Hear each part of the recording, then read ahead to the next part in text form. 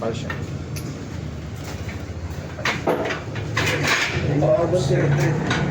Teka muna.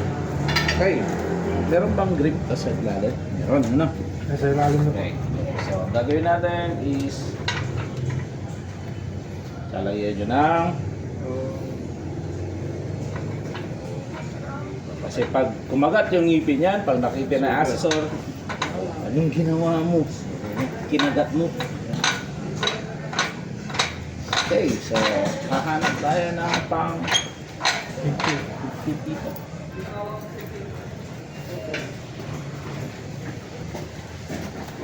Fit mo siya.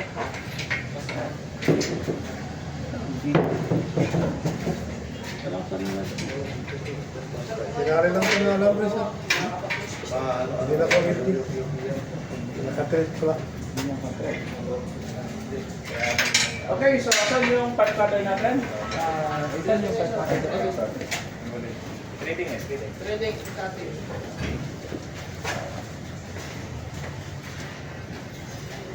Okay, so ang pipe cutter na to is for RSC, kaya ang AMT ito, ano? Subukan natin. Ngayon ko lang ako magkakat ng AMT. Kasi mali ito, dapat yung malaki.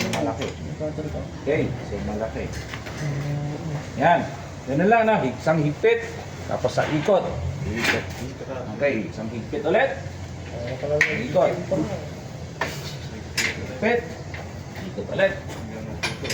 Ikot ulit. Ito yung ikot. Gradual ang ano, ha?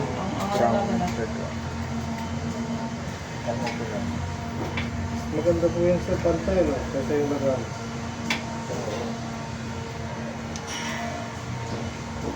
So, tsaga na. Hindi mo kapasa rin. Pati. Kaya naman yan, bro. Oo. Wala ko, hindi niya kaya. Kain ko. Kaya yan. Abot pa ng 1 kilo po. Oo. Okay, ngayon. Meron pa? Okay. Ipunin mo. Isang kilo na yun. Bago nyo i-thread ito, you have to ream. So, meron tayong pang-ubol dito. Meron tayong reamer. Okay? So, yung reamer na to, ay ganito rin kabigat. Yan. Okay. So, instead na nakalagay dito is thread, patusok siya na may ngipin. Yun na ipapasok nyo doon. Then, iririm niya ito. Ubulin ko yan. Kasi once na nilagay ng accessor yung kamay niya rito at nasugat siya, hindi pwede. Bagsak na kayo. Siyempre, kasi pag sinalagay mo dyan yung wire, pag hinila mo doon, din Asugat. asugat. Pasak. Yan ang nakalimutan kong pinata meron doon.